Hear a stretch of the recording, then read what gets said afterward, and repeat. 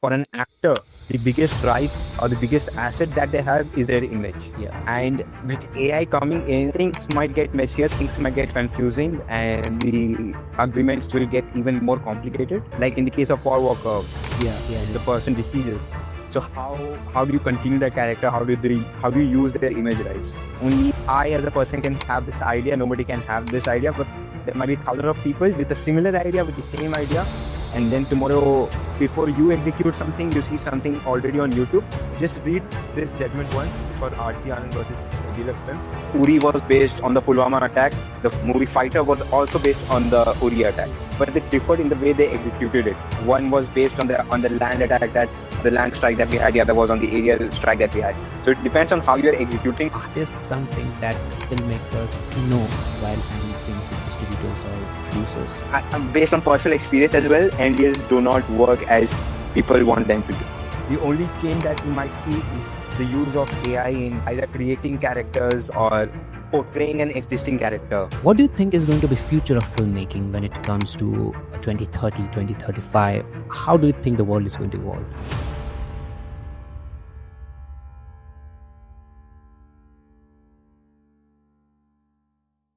In 2025, we came up with a mission. We rebranded ourselves. And the mission here is to help industry people in three different parts.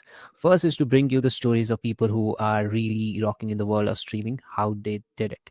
Second was to help you guys with the legal part, the contracts and the pitfalls and some basic thing that there's some basic things that indie filmmakers can do and they should make sure of. Also the actors with the contracts they sign in.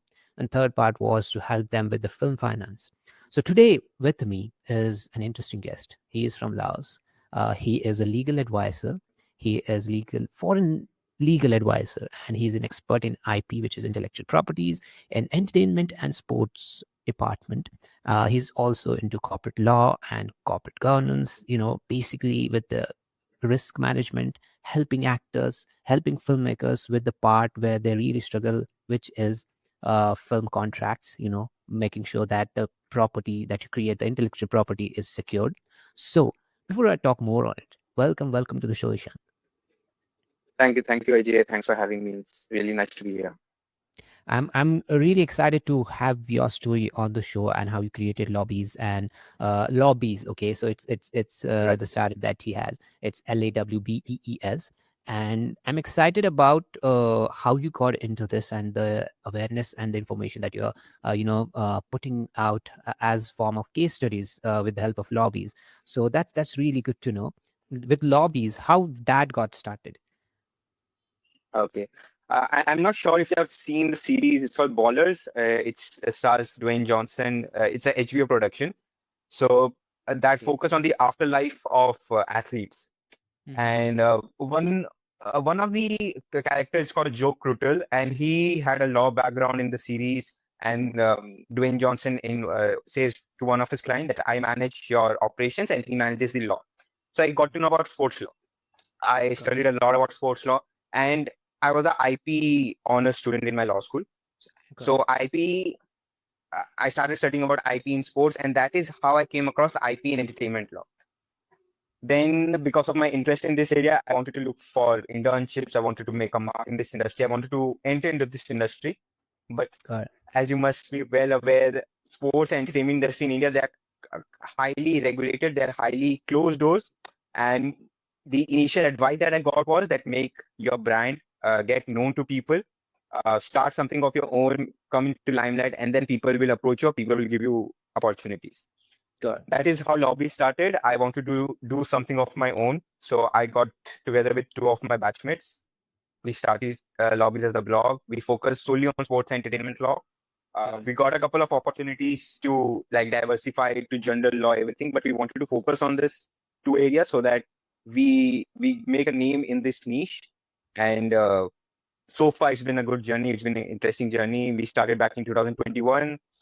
Right now, we are among the top 100 law blogs in India. And uh, back in November 2024, we have started having these physical events or awareness sessions for grassroots sports, starting filmmakers. Like a couple of my law school friends are into this industry now as filmmakers. So I provide them with legal advice whenever they call me. So it feels good to be able to help those people who do not have the resources and are trying to make a change in these two fields. We were trying to focus on for the indie filmmakers and filmmakers majorly who are struggling with the legal part, with the IP part, with the part where they kind of lose their major share when they approach investor or distributor, and that's where the real game happens. Okay, that's where they have to think, okay, what just happened? Okay, so we're trying to focus on that part as first of all, just with this podcast, we're trying to cover out one-on-one terms, trying to understand in layman language for sure for audience and all. So Right. the first question here is what is corporate governance and why it is important for indie filmmakers? Why should they know it and what should they do of it? Okay. So, in the simplest of term, corporate governance is having a rule book to govern everything. When it applies to indie filmmakers, we can take an example. Like suppose a group of friends, they wake up one day and decide, say, I have a script, let's make something out of it. And they do it just to upload it on YouTube, just as a passion project, just as a pleasure. Tomorrow they wake up and see there are 10 million views on that. And now everybody wants a chunk out of it. Everybody wants credit for that. Everybody wants revenue generated by that video, but they forgot that this can be a possibility when they started it.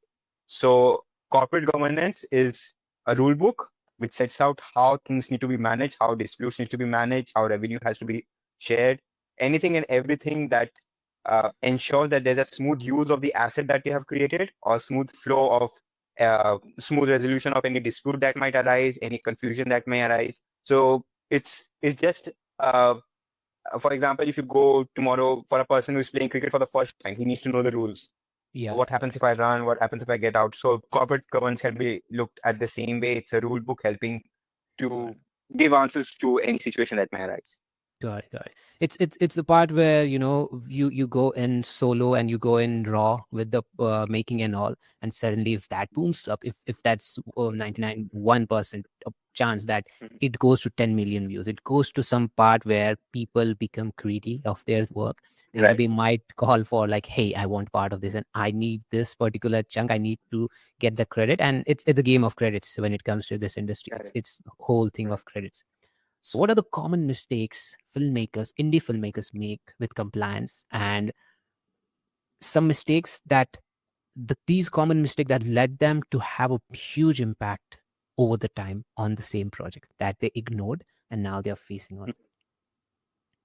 Well, there's a long list for that, but Yeah. the basic one would be your music rights, your labor rights, your tax compliance, and contracts. So when we say music rights, normally indie filmmakers might pick up a portion of a song of from another movie, another copyrighted item, and they use it in their own film.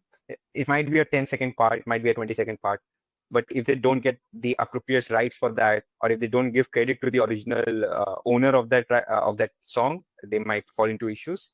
Second being the labor part.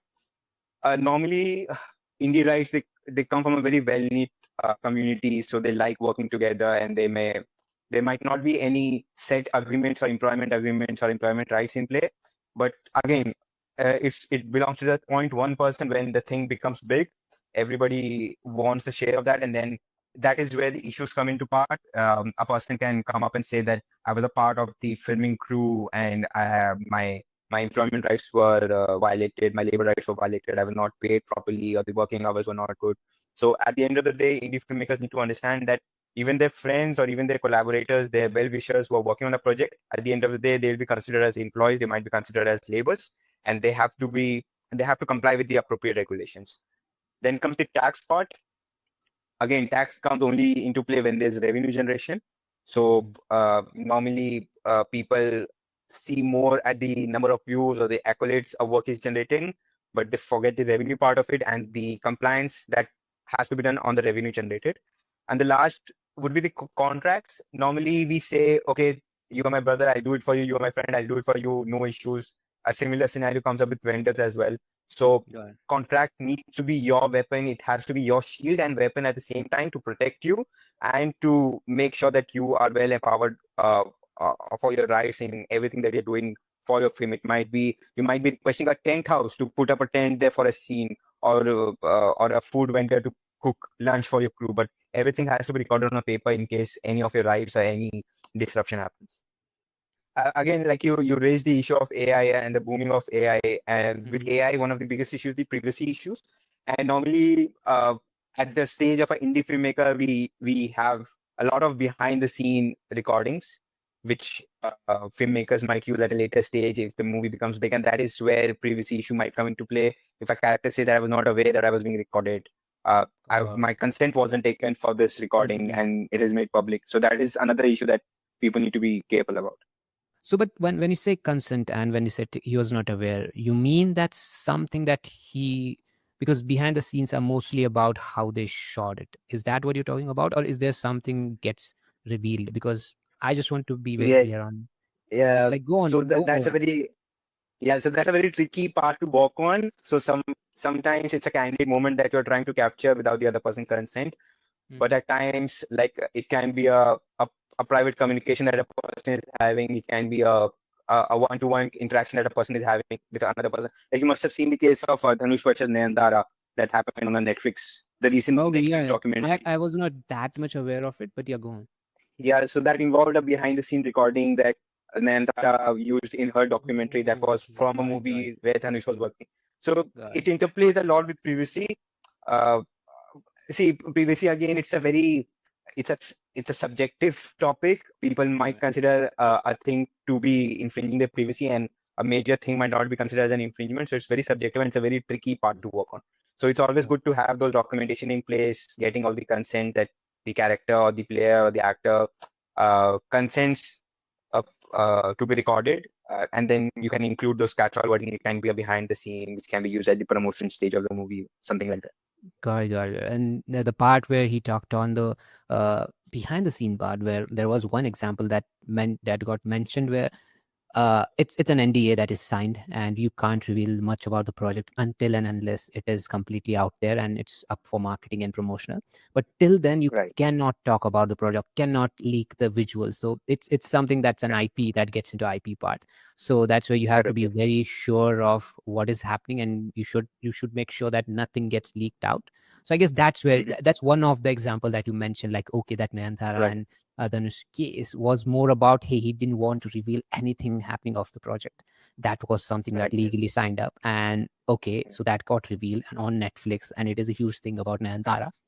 And that's Right. that's like okay, people are crazy about both of those guys, and that led to signing bigger issue on internet.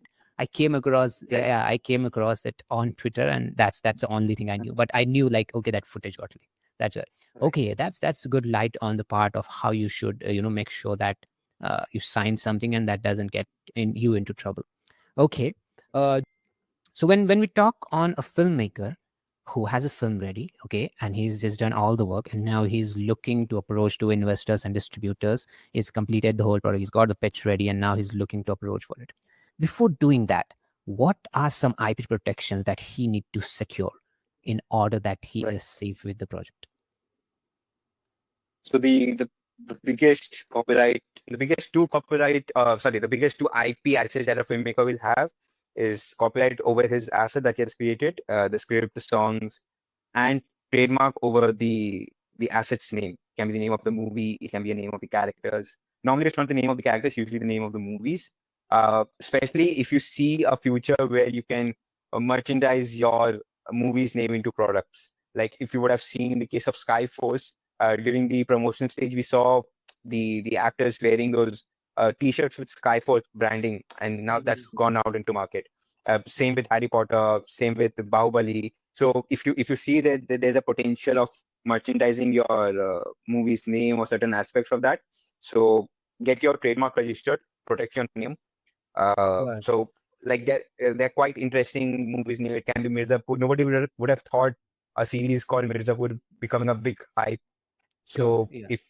if you trademark the name Mirzapur, you can use it for your products. Like same applies for Gangs of Wasipur. And then protect your script, protect your songs so that nobody copies it. Again, when it comes to copying songs and script, they cannot use the same script, but again they can copy your idea. So there is no protection for idea. So if you see movies like Skyforce, Fighter, and then there was another movie from the South Indian section.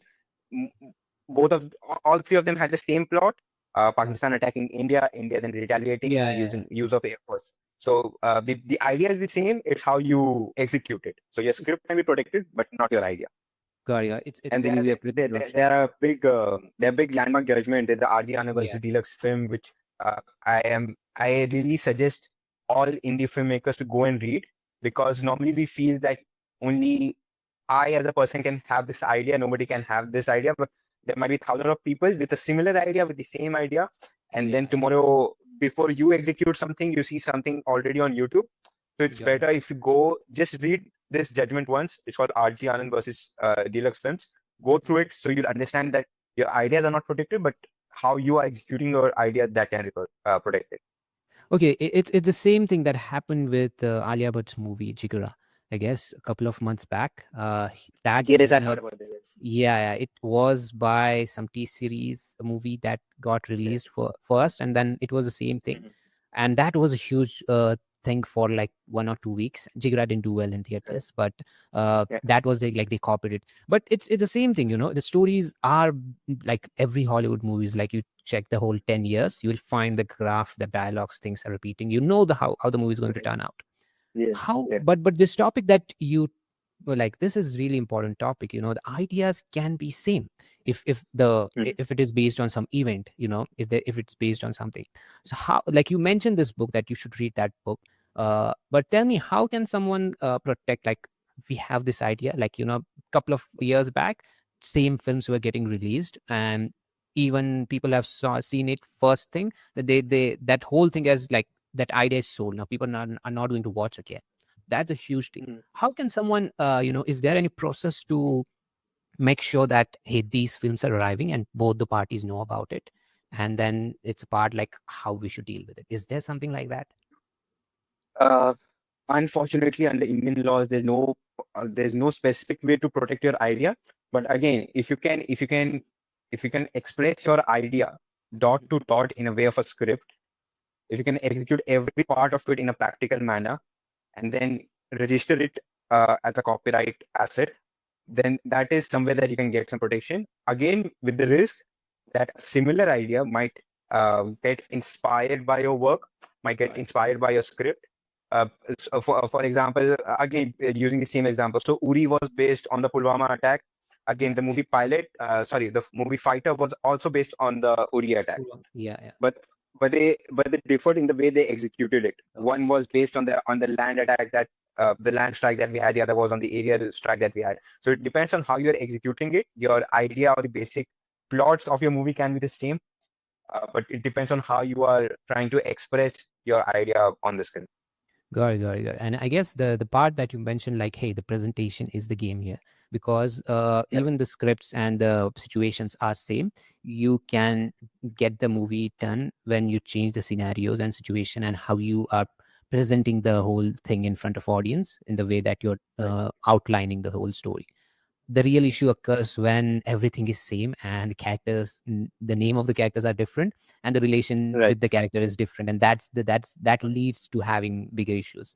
Like everything is same, Right. we saw the same thing, it's just the characters' names Yes. are different. Yeah, I got And nowadays, with such instances coming up now and then, I've seen filmmakers using the uh, the practical excuse of being inspired by a work, by being inspired by a yeah. film, and then they copy the same idea. So Yeah. that is a loophole, but again, that doesn't grant you legal protection. But Mhm. that's a loophole that people are trying to exploit I for being guess it inspired by a. it was, I guess, something when you talk on inspired by movies, we got South dubbed into Hindi films, and that was a huge deal because you know, that time it was not much exposure towards OTT. Once OTT got into Correct. play, like it is easy to dub a film into Hindi and 4 5 languages at the same time, Right. and the whole thing got like dispersed like within the moment that OTT got in. So that's where the whole market got stopped with the Hindi films. You know, it was Right. majorly like 2010 to 18 19. It was whole market of just dubbing the films or just getting those ideas Correct. and converting it into a Hindi film. Right. That was it. And also about intellectual movies that we talk on. Okay, this is something that is really good movie, but it was in Hollywood make. like that movie existed in Hollywood and you just got into here. And because we didn't have as an audience access towards those movies, we bought that idea. And now whatever gets released in US, UK, we see it on the same day, and then the whole thing is out of the picture for Hindi filmmakers. But yeah, Right. that's a good Like for point. yeah, sorry. Like for the first time I watched Salman Khan's Wanted, I did not know that it's a remake of a South Indian movie. The first time I watched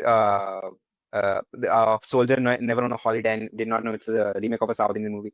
But now with content being available on YouTube as well, like free movies, easier to identify such remakes. And but again, uh, these big projects normally have those legal protection. They might have an agreement with the parent movie or with the parent producer. But for indie filmmakers, it's a very unstable and risky position to be with, to protect their IP and Yeah. protect their script or protect them. Mhm. So on talking about IP, uh, the point that is there any actionable checklist, easy to understand? You have something that you put in the checklist that filmmakers can, okay, these things are ticked, I'm good with IP productions. Is there something that you can talk on? First thing would be to have everything on paper in writing, agreed by both the parties. When we say in writing, there are a couple of points that has to be made sure is included. First would be ownership. Who actually owns the work that is being created? Is it the producer? Is it the indie filmmaker? Is there any portion of ownership from the actors who are working in it? The next would be usage. Where can your asset that you're creating, the movie that you're creating, where can be used? Where can it be used? For how long can it be used? So the area and the time of usage. Yeah. Third would be the revenue sharing. How is the revenue shared? Who gets what percent of any revenue generated? If tomorrow uh, if a big production house comes and say that fine, we'll purchase your movie, we'll recreate it at a larger scale. So how much does the individuals involved in that work get? The Got it. next will be a exit clause. If things go bad, if things don't go according to plan, then whatever is created at that point of time, who owns it, or what has to be done with that, how you exit the work. And the biggest of all will be a dispute resolution clause, because disputes are inevitable, they're bound to happen. Mhm. How will a dispute be managed? Will it be a alternate dispute resolution mechanism like arbitration, or will parties go to a court? If and where will a party go to court? Where will the parties go to arbitration? So these are the basic items that I suggest indie filmmakers should make sure is recorded, and this is what I normally suggest the people that I talk to like follow when they are trying to protect their IP. Got it, got it, man. And when it comes to protecting yourself, protecting the IP rights, what are the three common mistakes any indie filmmaker goes through when they are trying to approach producers or investors? They have the project ready. What are the three things that they unknowingly, mistakenly fall into? Like, what are those things? Uh, First is believing on verbal promises. Mm. Like everything is set, we are good to go. We'll do it after the movie Got it. is shot, or while the movie is being shot, or while certain percent of the work is done. So normally for an indie filmmaker, what I have heard from my friends who are working in this field, to get a work itself, it's a big hurdle for them, or it's a Yeah. big achievement for them at the same time. So once they get started on working on something, they do not want to let it go. Uh, at a particular point through the work, they might realize that they're being scammed, or they are not getting favorable terms, but they do not want to let go of that. So it's Got it. always good to have everything on paper before you start something, or before any work is done, or before anything is finalized. So contract will be the first thing that goes wrong. The second thing, which we discussed a while back, is NDAs. Since ideas cannot be protected, NDAs help as somewhat as a shield to the indie filmmakers. Not having these NDAs would leave you open at a battlefield. You don't have Yeah. any protection. Although, again, the enforcement of NDAs is again a very questionable thing. It's a very gray area to talk about, but it's good to have at least something Why do you you can say that? claim. Suppose if I tell you something now, Mhm. like person A did this to person B. I told you now, and you have signed an NDA that you'll not tell anyone. Tomorrow, you tell someone, you tell a person Z that person A did this to person B. Okay. I I have no way to ensure or to make or to prove that you told him. Because information, it can be leaked from anywhere. Information can pass through any channels. Information Okay. can reach from one person to the other person through any X number of mediums. So there's no way for me to prove that you told person Z that this is what has happened. So Got it, got it. in my experience, NDAs are a good to have thing. They provide a sense of security. But Mhm. personally, I know that based on personal experience as well, NDAs do not work as people want them to do. People might disagree, or I might be wrong here, but I'm speaking for personal experience as well. Got it, got it. So is there any clause they can put? But I guess that's not trackable also. Again, Like, yeah, yeah. it is not trackable. But it's And see, based. with the age of social media, it's Mhm. again a very difficult thing because Yeah. when big when big production houses, they cannot keep their own content protected, how can we expect the same a higher level of production protection be provided to indie filmmakers? Yeah, yeah, got it, got it, got it. I guess it's basically on the trust that we put on onto people. I trust you about Right. this, and you trust back. So it's two-way lane that you both Right. guys trust and work as a team. And that's the case. I never thought this would be the thing. I was sure Right. that okay, NDA is signed, and connecting with actors from US, UK, most of them have signed NDA, so they can't talk on it. Okay, so there's a lot of actresses on the show. They said like I've signed Mhm. NDA, cannot talk on it. Also, Right. filmmakers. They have like Netflix deals with them for the next year for 2025, 26, but they are excited. Right. They say like it's an NDA, so I can't talk on it. And that's why I thought like it's a secure thing, but it's mostly on what you are as a person, mostly on what you believe Right. in and how you are as Yeah. a person. So normally NDA helps as a deterrent that you should not do it, but it does not make sure that a person will not do something. It's a good Got to it. have thing, but it's not a sure protection. Mm-hmm. Got it. Can you outline three key points for indie filmmakers or actors who should verify this before signing an entertainment contract? Something that they're signing now, and these are the three basic steps or three basic things that they should verify, and then they should sign it. So So the first and foremost will be the payment terms. How much are you getting paid? When are you getting paid? How are you getting paid? If there are any conditions to getting paid or not. If yes, what are those conditions? By when uh, are those conditions to be fulfilled? The next would be the rights that either you are granting to the other person or that you are getting in lieu of signing the agreement. So this has to be clear. If you're getting any portion of ownership in the film, if you are granting your image rights to the other person, to the production house, or to XYZ entity. The third one would be the termination clause, because if an agreement is terminated at some point of time, any protection granted under it, or anything agreed under it will be null and void. So uh, what are the termination clause?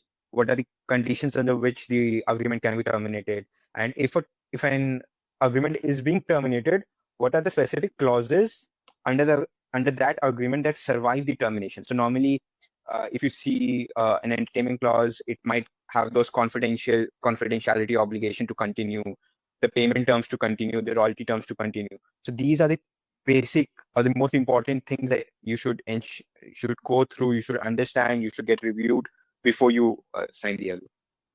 Got it, got it. These are something that really those things should be taken care of. Talking about contracts, the part where you should be very aware of what you're signing and what is going to happen after you sign it. What is the common pitfall? Like, what are those five common pitfalls those gets overlooked? Okay, those are something that okay, we know what we are signing up, but sometimes just because we are not that mature or not that aware of it, you kind of overlook Mhm. it and sign it. So are there some things that filmmakers ignore or get overlooked on while signing things with distributors or producers? Right. So normally what happens is, if it is not a very big project, the same template agreements are used for different projects. So Okay. if you have agreed on a uh, condition or a specific requirement, you need to ensure that the agreement has that, because normally if you're using the same template that is being used for a different project which did not have that specific condition, you might lose out on your rights. The next will be the revenue. The revenue that you're getting, is it a net profit? Is it a gross profit? How are the funds being distributed? The next will be, again, this might not be applicable to all projects, but the marketing expenses. Who actually bears the marketing expense? Because if a small starting indie maker, if the agreement says that you have to bear a portion of the marketing expense, and if it can be a particular ratio of of their remuneration or compensation, then at the end of the project, you might find that you are ending with only peanuts. So it does not Oh. help if you do not know who actually is responsible for the marketing expenses. For an indie filmmaker, if he's signing with a person who has agreed to bankroll the project, it's good to have is to ensure that if there's a control over creative decision clause or not, who has the final say. If a person is bankrolling a project, they normally want to have a higher percentage of control over how the product is turning out to be. But of indie filmmaker should ensure if it has uh, a control over creative decision to the producer, or if the indie filmmaker, they themselves being the creator of the idea, do they have the final say or not? And the last will be, again, the one that we discussed last time on how how agreements are being terminated. So that is something where an indie filmmaker might lose out if they are not very clear on if the other party can terminate the agreement for any XYZ reason. So these clauses need to be looked upon with a more finer view when you are negotiating something. Got it. Got it. As a filmmaker who's negotiating with distributor or producer, is there any few strategies, easygoing strategies that filmmakers can use in their pitches, or something when they are signing contracts so they can negotiate with the terms in the contracts, and it's easygoing for them also and easy to understand, and the distributor gets a yes, says yes, and producer says yes. So is there something that they can grab from this 1 or 2 minutes from your side when it comes to negotiating their favorable terms? Right. So the first and foremost thing will be to be as clear as possible, to ensure that any communication and any agreements being entered into are very clear. No flowery language is being used, which confuses either of the parties. Because Right. we as lawyers sometimes tend to use confusing language, which can be interpreted in XYZ ways. So it's always good to have clear language, clear understanding, and clear communication. The next thing would be to limit the scope of rights that you are granting to the other party. So, for example, if you're giving a particular right to the distributor, so you need to limit his right that you can distribute the movie in this specific area for this particular period of time. You have to come back to me for any extension of the period or any extension of the right. Third point will be to retain approvals or retain rights with yourself as well, not to give everything away to the other party, so that you still have some skin in the game. Good. The other party still consults you before taking any major decisions. So these three things will might play a bigger role to ensure that you are not left out at the end of the day, and you have some say in the game. Got it. Got it. So talking on filmmaking, now we are in 2025 and it's world of streaming. So it's all about what gets streamed on OTTs, how many shows we have, what to watch is the thing that's going on. What do you think is going to be future of filmmaking when it comes to 2030, 2035? How do you think the world is going to evolve? Is there anything that you have thought on? Well, the other day I was looking I was looking at an Instagram reel where they were showcasing a video game created out of AI, and that looked absolutely real and human-like.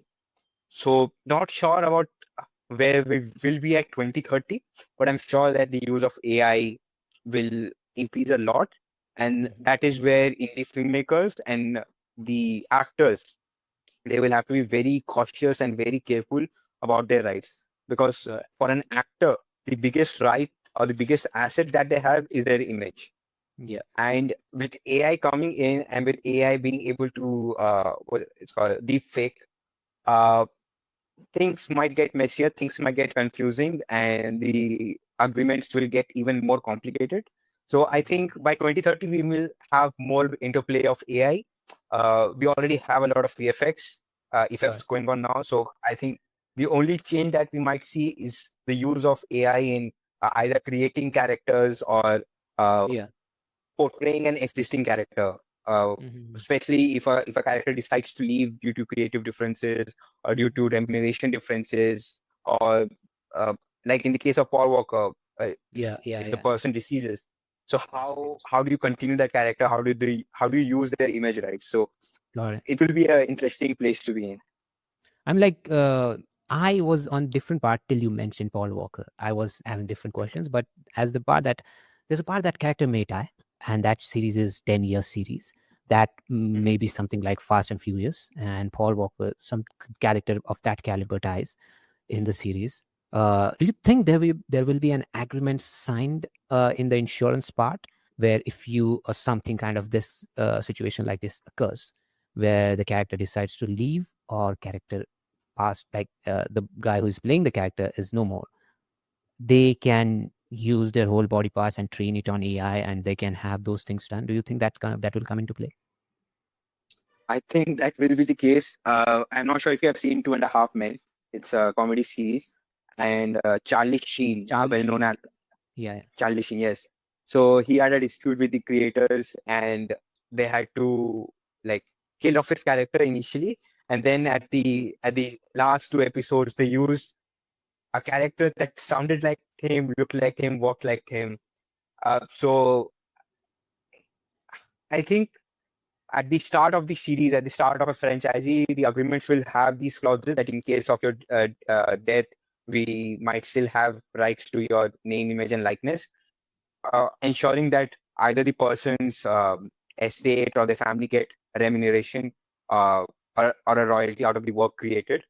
Um, if a person, like in the case of, I'm forgetting his name, I'm forgetting his real name, You Chandler. can Google it. I'm forgetting his real And oh, Matthew uh, Perry. Matthew Matthew Perry, yes, Matthew Perry. So now that Matthew Perry has died, Friends is still being uh, shown on Netflix and other platforms. Yes, so his estate now gets the royalties. Yeah. So Got it. these big production houses, they always foresee such events, either a Mhm. actual death, or if they have to remove a character, or how they want to push away the story, push away the character. So these things are normally already included in the agreement. Got it. Got it. Okay. Okay. These are the things already mentioned. How you think AI is going to be the player? Because I think AI for me now is helping out in, with the tasks and all, which is behind the scenes. Do you think when you talked about deepfake, will that impact? Because when someone like Netflix or HBO or Hulu or Max or Prime, these are the big players, and there is a future for the next 5, 10 years where they might produce something. But with deepfake, will they be precautious of, okay, what is going to happen? How will they tackle with something like that? Do you have something? Do you discuss on these points with the colleagues and all? Like we have had a couple of scary conversations on this, because Mm-hmm. with deepfake coming in, and AI getting better and better day by day, an actor has to think on where he ends up at the end of the day, how his face will be used without his knowledge, without getting anything in return. So Yeah. I think with deepfake software getting better, there might be counter softwares coming to recognize such deepfakes, so that Okay. at least the actors' rights are protected. They get to know that if a deepfake has been, because if you see, for at least at the government level, there are a couple of videos that were circulated on social media on a particular government official talking about a scheme. But then they have those existing software which can detect if it was a deep fake or not. So I think those will come into play. Uh, from a legal, contractual point of view, I do not think, or I do not understand how an actor or a filmmaker will be able to tackle this, because it's a very tricky position to be in, because uh, for a filmmaker, they would like to use a person's name without giving anything in return. Mm-hmm. So they will love to have the deepfake getting better and better day by day. Again, for the actor, it's not a good thing. So it depends on how the film community as a whole they come and they come on a compromise. So we might have scenarios where an actor shoots 30% of the movie, they get paid for the 100%, but they shoot only 30%. They say that I have conflicting schedules, or they have to lose, or they get injured. And in that scenario, they might have an agreement with the filmmaker, which allows the filmmaker to use the deep fake of that person to finish the rest of the movie. So I think that is somewhere that there can be a harmonious use of deepfake without violating anybody's right. Got it, got it. And this part of you mentioning deepfake, how it can be useful, is something that can be really helpful for the indie filmmakers. Where they get an idea of how the world is going to change. Because next 5 years, even if you like stop reading about AI, it is there, and it is going to Yes. be with you, and it's going to be on very huge margin. Because I guess a couple of days back, I saw Disney research with Nvidia bot and Right. robot. Yes. That Yes. video got on the internet, and that is something. Because if Disney is working on it, then, and if Netflix is working on it and they're bringing it out, then it's going to be a bigger player here. And AI with this, like, we have to modify the way we are thinking, the way we are approaching projects and all. So Right. I guess these are small things, but they're going to have huge impact. It's not going to be 2010, it's not going to be 2005 for indie filmmakers when it comes to Right. contracts and all. It's not going to be the golden age of Hollywood. It's going to be Correct. something that you should be very careful and enjoy in coming time. But I'd like to talk on risk management. So this term is something that talks about, okay, you're talking about some risks and all in the industry, and things that we're making. But can you help me understand in a very simple way what it is and how it is something that filmmakers should know about, and if they are aware of it, how should they take care of Okay. So risk management at the simplest term should be to have a backup plan it? for any unforeseen ill event that might happen. For example, you enter into an agreement with the distributor who agrees to distribute your film starting from 26 January, being a public holiday. That's a good day for any film to get released, or on the occasion of any festival. But at the end moment, the distributor is not able to carry out the distribution in the way it was planned. So you need to have a backup plan on how you communicate this to the public at large, or if you can get hold of another distributor who can, at least for a particular short period, can distribute your movie. It might be having insurances in place. If you have insurance for any delay, insurance on failure to make any payments because of any third party events. So risk management will be to foresee any unforeseen events. It's a kind of fun situation where you have to act God for yourself. You foresee anything that can go bad, and look for ways you can protect them. It can be in the form of insurances. It can be in the form of legal remedies in the agreement itself, where you mandate that if a particular thing is not done in a particular manner or within a particular period, either you get a compensation, or that thing is remedied as soon as possible, or you get some protection from the other party in case you get sued because of that party's fault.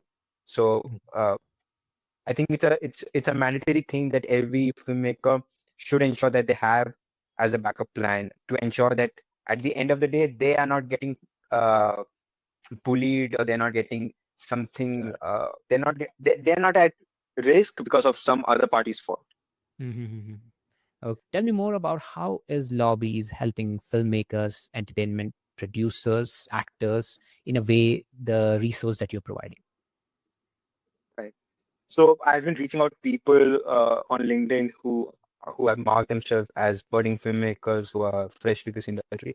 The first thing that I try to do is to understand the problems that they're facing. Sorry, the problems that they're facing. Uh, I try to ask them questions from a lawyer point of view, like, have you signed this? Have you signed any waivers? Have you signed any similar agreements? And more often than not, I come to know that there are no agreements in place. Mhm. So, as I told you, that the biggest weakness or the biggest drawback for the indie filmmakers right now is lack of knowledge about their rights. Okay. And that is where we at Lobs are trying to bring a change, is by conducting awareness sessions. Uh, and we are trying to do it completely pro bono, because when we started Lobbies, we never wanted to generate any revenue out of it. We wanted to help. We wanted to teach people. So we're trying to conduct these sections where we hold presentations. We tell them, listen, you have these rights. How can you protect these rights? How can you enforce these rights? So that is somewhere that lobbies is trying to do our bit of change that we wanted to bring in this industry. Especially now, from a personal point of view, I have my own batchmates working in Mumbai for peanuts. I had a call with him the other day, and he says that they get a work at maybe one project in 3 months, and they get a very low remuneration for that. They and the whole indie filmmaker sector, it's very unorganized. It's very informal, and anything that needs to generate more revenue or needs to be more protected will have to be more regulated and um, more uh, codified. So law will play a big role in protecting the rights of ensuring that this sector gets formalized and more straightforward. So that is where we at Lobbies are trying to do one thing good, one step at a time. Okay. As Yes. as you told me about lobbies, how can filmmaker or actor approach to you, and how can they connect with you? How's that part going on? It's very simple. Just Google us.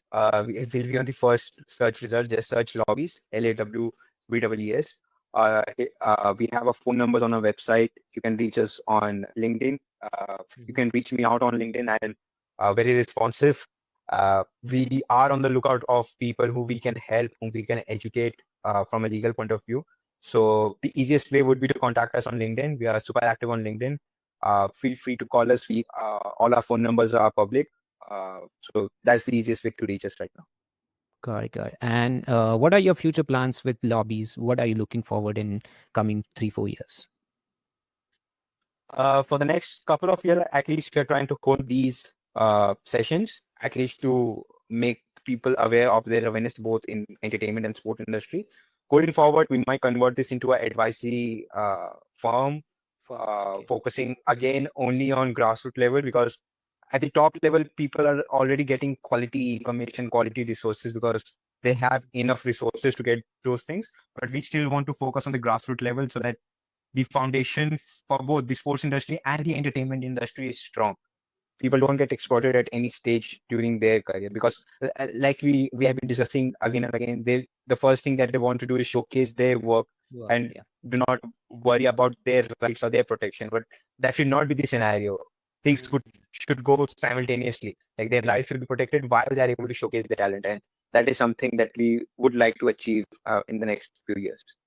Got it, got it, got it. And I'm wishing you all the best. I hope you've helped a lot of indie filmmakers and actors with the basic knowledge, because in the initial days, it's really hard to capture your thought and mind on the part of law when it comes to art.